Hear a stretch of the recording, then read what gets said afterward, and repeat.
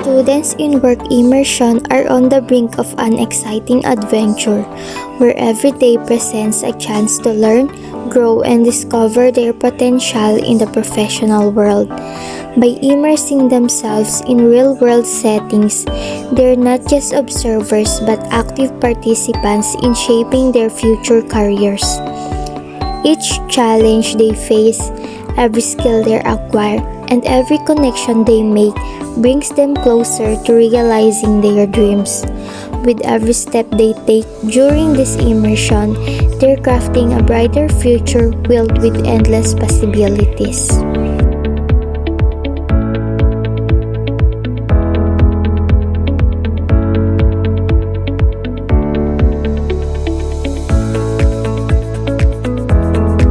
This was the first day of their community-based work immersion. The immersionists started their work immersion after their teacher oriented them about the task they would need to do. On that day, at 7 a.m., they start to log in and started to decorating the place where they gonna work in and skirting the table setting.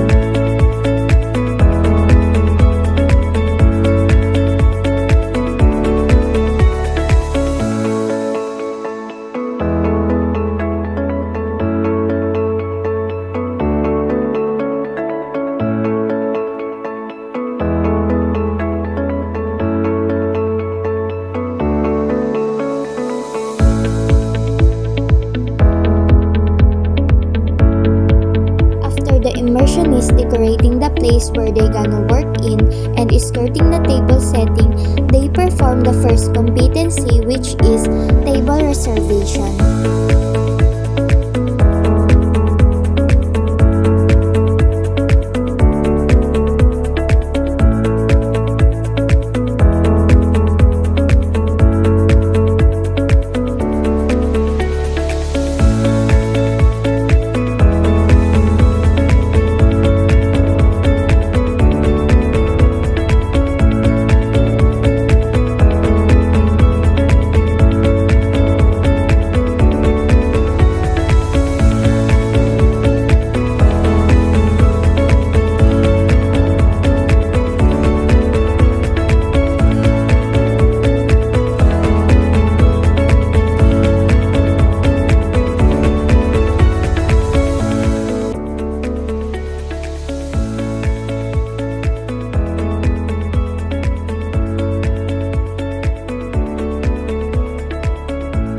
On the second day of work immersion, the leader, expecting that her group mates' behavior will change and be responsible for their work.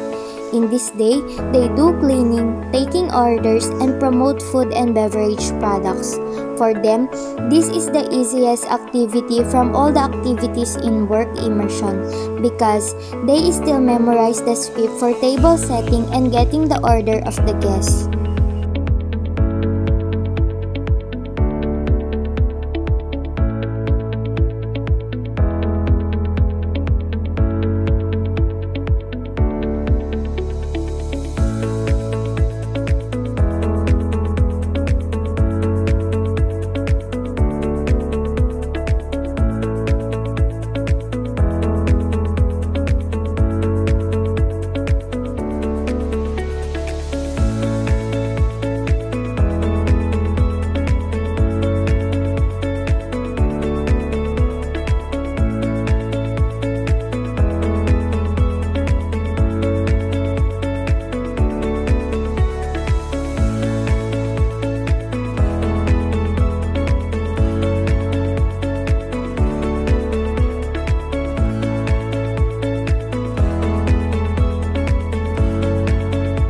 On their third day of work immersion, the immersionists went to Lola Felisa's residence at 7 a.m.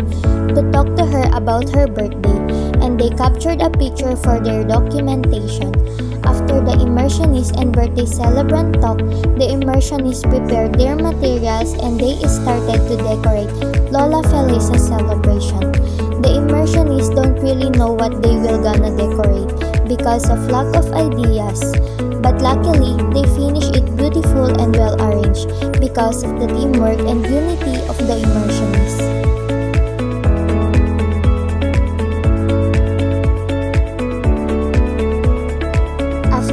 which the immersionist returns to their area at 1 p.m. to perform the task, which is intoxicated person.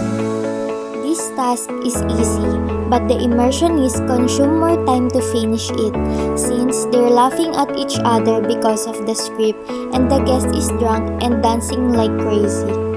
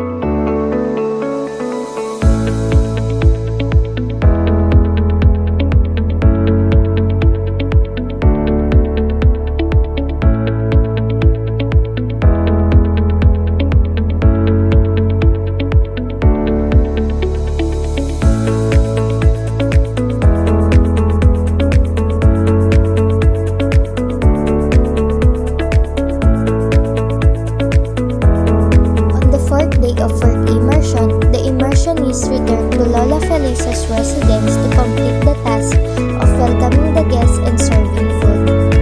Some immersionists are nervous to perform because of their lack of confidence, because there are so many people at the event, yet they manage to perform well.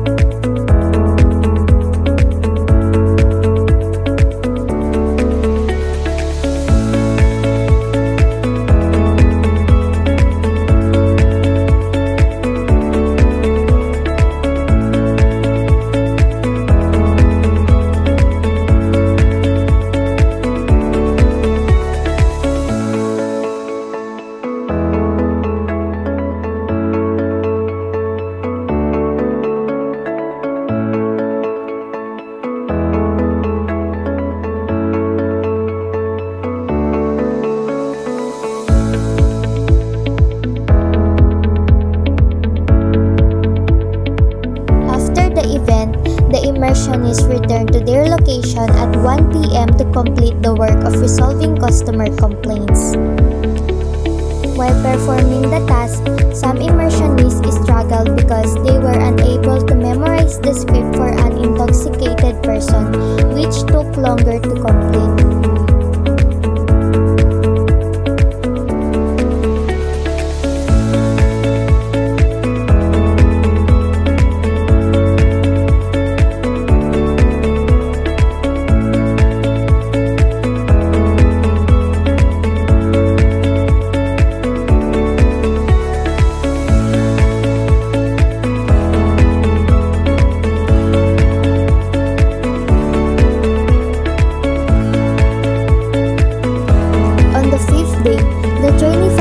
Because they completed a lot of competencies in their work immersion for food and beverage services. On that day, they performed the telephone conversation and room service. For them, it's easy because they still memorize the script, But the other immersionists struggle because they stutter to talk and also because they don't really memorize the script, but luckily they've done this in time.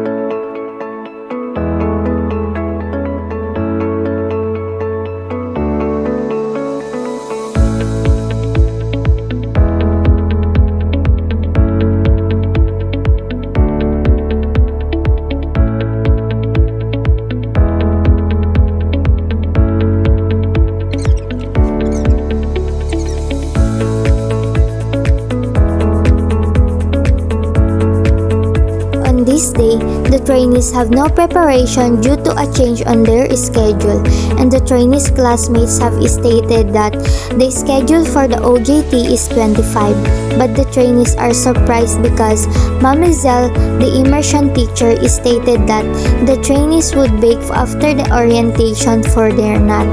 Following that, the immersionists prepared all of the materials and ingredients for baking. The immersionist is under pressure because they don't know what to do because they aren't prepared due to the lack of ingredients. But thankfully, the WEG group helps them and provides them with the ingredients for their first day. Fortunately, they finished their first baked dish, Kababayan Mamon.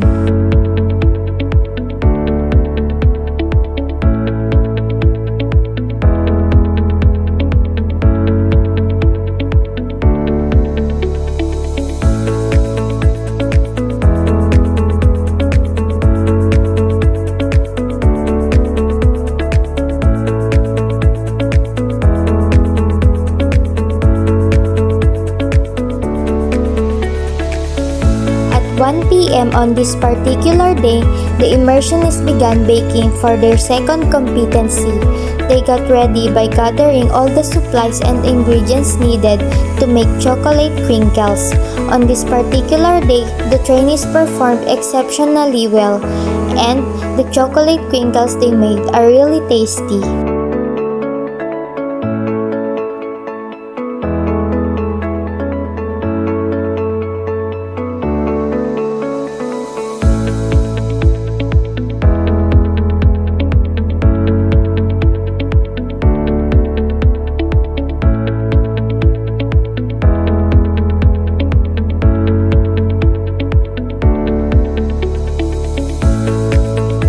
On this particular day, the trainees prepared Hawaiian pizza. They began baking at 1 in the afternoon because they had a nut test in the morning. The immersionists were overjoyed because the pizza they baked turned out well and tasted well despite the high expense.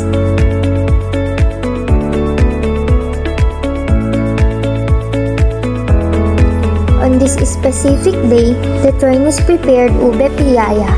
The trainees experienced difficulties when manufacturing piyaya since they do not know how to create ube piyaya.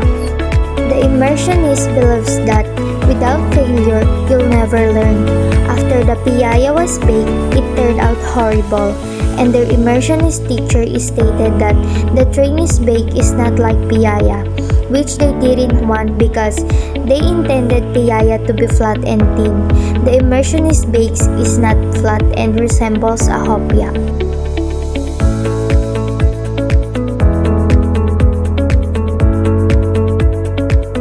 The trainees prepared a Bavarian donut and ube cupcake on this day. They prepared the Bavarian donut first in the morning. The immersionist Bavarian is tasty, even though the Bavarian they make is like a pakboy. The teachers laugh at the immersionist Bavarian because it's a failure, but the immersionist feels good because they learn from their mistake on how to bake Bavarian next time. In the afternoon, the immersionists prepared their ingredients to make a ube cupcake. The trainees' ube cupcake is a failure on their first try, but then the immersionists help each other and they find another way to fix their ube cupcake to become puffy. While baking the ube cupcake, the immersionists saw that the gas stove was running low, and after seeing that, the immersionist boys tried to buy a new gas stove, but unfortunately, there was no gas stove in any store, so the immersionists cleaned the room and went home.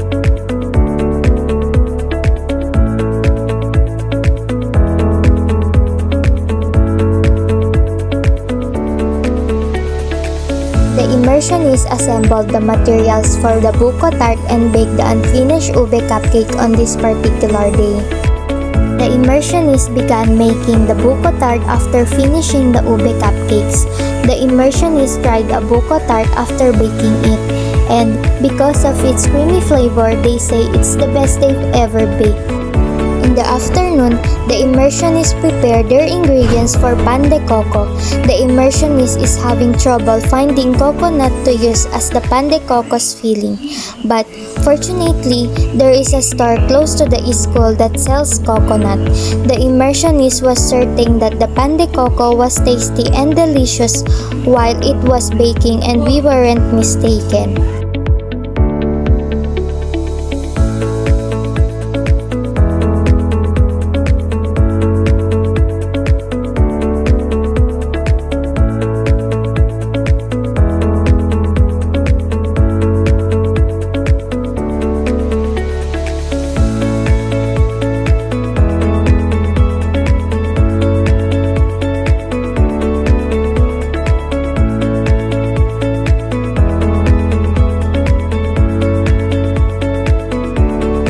On this day, the trainees make kababayan mamon and ube Spanish bread.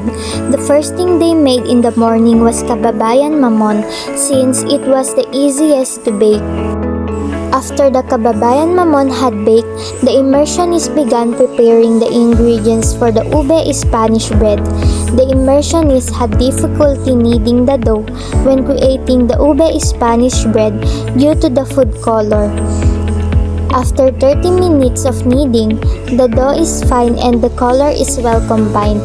After the Spanish bread is cooked, they sell it to their teachers who enjoy it. They also claim that the Spanish bread and kababayan mamon sold by the immersionists were wonderful.